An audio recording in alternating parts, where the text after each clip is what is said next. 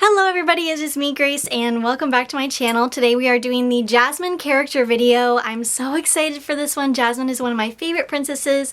Of course, I've never played Jasmine, so I have one of my performer friends here with me today. We're going to be talking about things you can say as this character, different activities you might do, and also movement as this character as well, and her voice. If you'd like to see new videos every single week, make sure to subscribe right now to my channel, or if you're just here for this specific video, that's cool too. I'm just so happy and so thankful that you're here with me right now.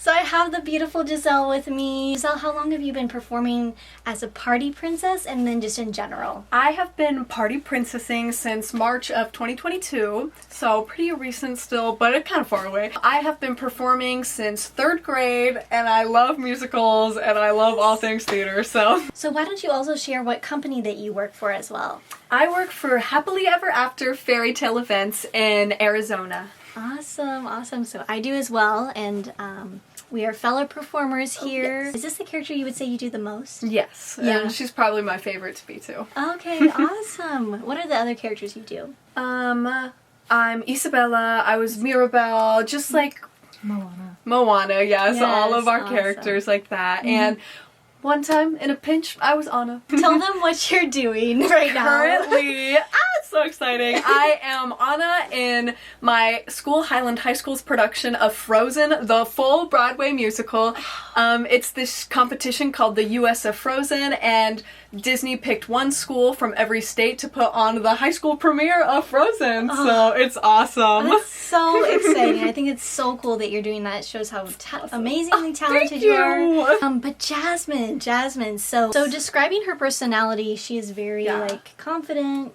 And how would you describe Jasmine? Obviously confident, but like I would say sassy, but you can't be like sassy with like the kids, so she just kind of has She like has sweetness. Yes, she's very sweet and she really cares about people, and she wants to be a good person, and she's just felt like trapped her whole life, so that's why she's a little like but she's super sweet. So it's kind of fun to not be like, it's kind of fun because you're not the typical like Disney princess like oh, like I love spoken reading, like There's Snow White and yeah, she's fun. She has a great balance. Yeah, she craves adventure. When you are portraying this character, is there anything in particular you love to talk about with the kids, or any details you try to remember from her story? Anything that you watch in preparation? Anything like that you want to share? One of my favorite things to do with the kids is I love asking them, I'm like, do you know what Abu is doing right now? Or like, I tell a funny story about him. I love to say Abu loves to play hide and seek, and I'm like,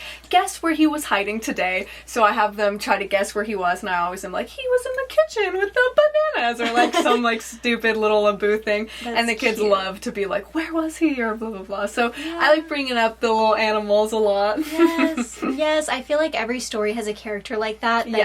There's just endless stories that you can create about them, and Abu is definitely for sure. Just so much mischief. And like very much. So much fun. A lot of kids, they don't seem to ask me about Aladdin, but when I've had parties at Great Skate, they're always like, how do you like Aladdin? So it's always the teenagers that are always like, Aladdin, and I'm like, but, and I always talk about my father, the Sultan, and I try to bring up like little things he's gotten me. Absolutely. It's really expanding on like any side character in your story is so great, and like you can just come up with so many possibilities. And yeah, I'm sure the Sultan is probably her favorite person. So yeah, that's so awesome. And it's really easy when kids are like, where'd you get that? And I'm like, my father's the Sultan. So when you do activities with the kids, what kind of things do you like to do with them? So one of my favorite ones, I have a little magic lamp prop, and you can play this game if you're a princess with like a mirror. You can say magic mirror on the wall, but when using a lamp, I say magic lamp in my hand, turn me into,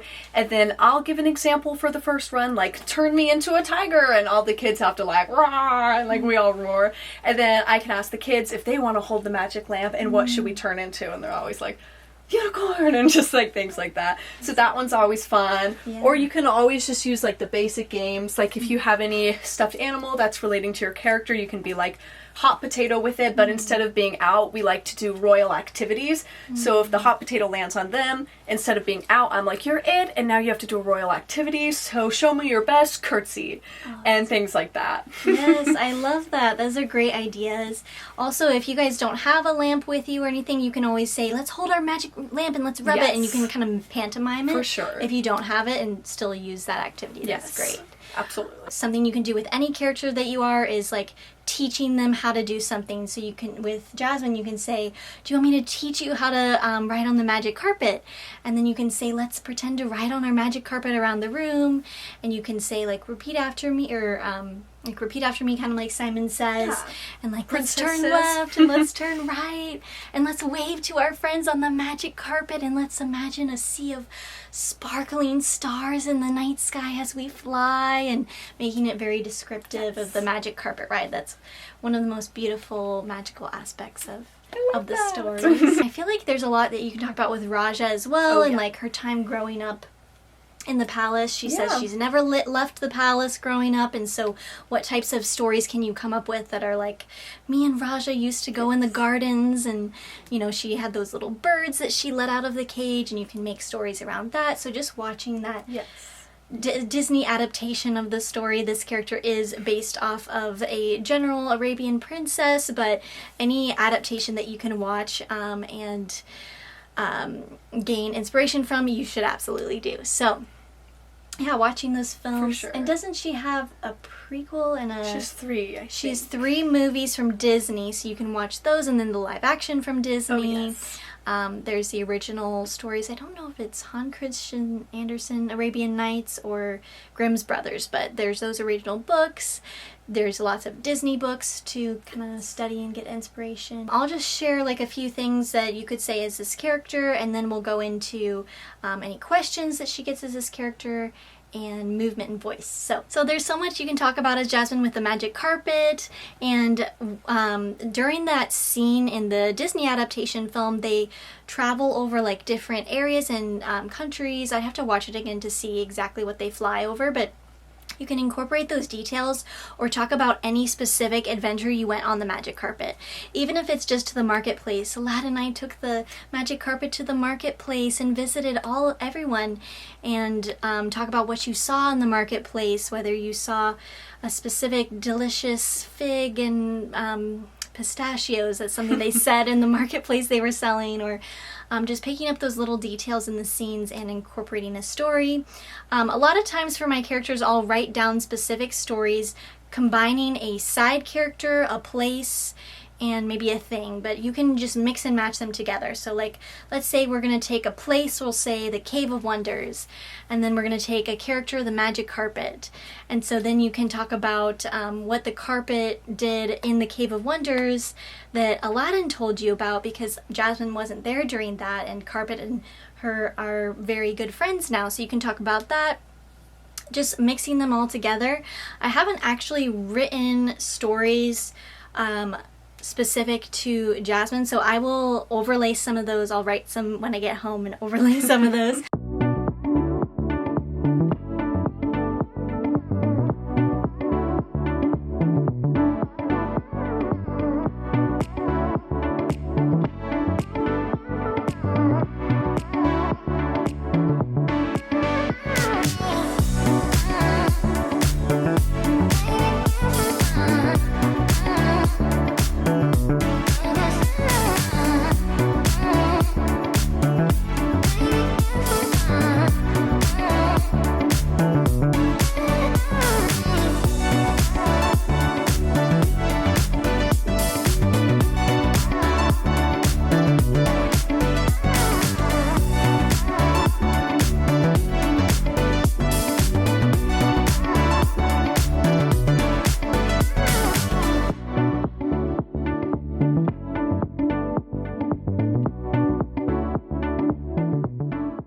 Or you can ask them, like, what would you wish if you had a magic genie? Or have you ever flown on a magic carpet? Just like things, because then they were like, no. And they're like, yeah. That's so cute. And that's a great connection moment with them to know what their desires are of like, what would you wish for? Yeah, that's awesome. That's what you got to do, is mix and match them together. side characters and places and things. With the wishes, I love how you brought that up. You can say, you can come up with what Jasmine's 3 wishes might be. And so you can say, do you want to know what my 3 wishes would have been? And use that to connect with the children. Yeah. Some one-liners you might be able to say is from some song lyrics. So you can say, thank you for having me in this whole new world. Oh, Genie's wonderful. You've never had a friend like him. And just incorporating little song lyrics and throwing in those one-liners that you can say in the parties that are a little bit more chaotic, but you still want to have some storyline and you want to throw in a one-liner. Song lyrics are great for that. And then for those parties that you enter and everyone's staring at you and you have to fill the silence, you can come up with and write down these stories of like, oh, can I tell you about a silly story about a boo that happened yesterday?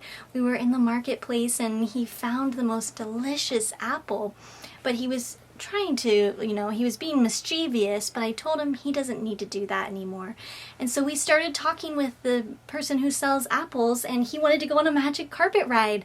So we decided to take it, you know, and talk about, you know, just coming up with a story and preparing it ahead of time and then making it something that is nice for the kids to listen to and interactive, descriptive. Like think of those, like, you know, talking about how the sky looks as you're flying on the magic carpet. You can really make that fantasy-esque, like the golden city of Agrabah was beneath us, and just that beautiful fantasy-like language too is really fun. Also make sure to remember all the side characters, yes, all their names.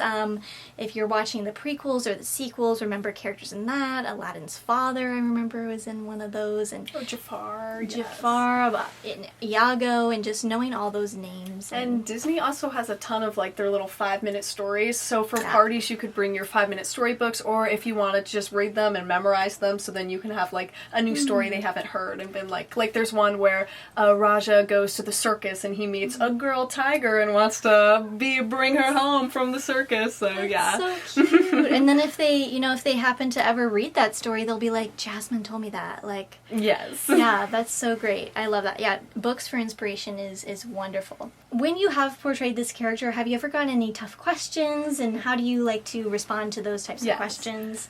Always the hair gets questioned every time. Is this your real hair? And there's no really witty way that I've thought of to respond to that other than just like, of course it's my real hair. Is that your real hair? Like, just like be like, yeah, it's my hair. Yeah.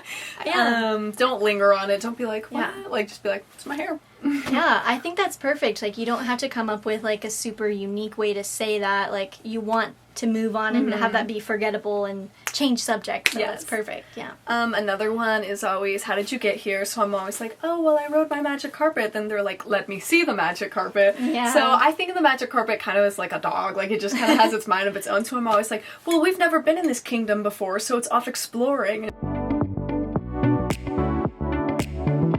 So for Jasmine's feet, she has them placed like so, and she also might pose with her arms crossed and a little bit of a sassy shoulder, and her hands on her hips as well.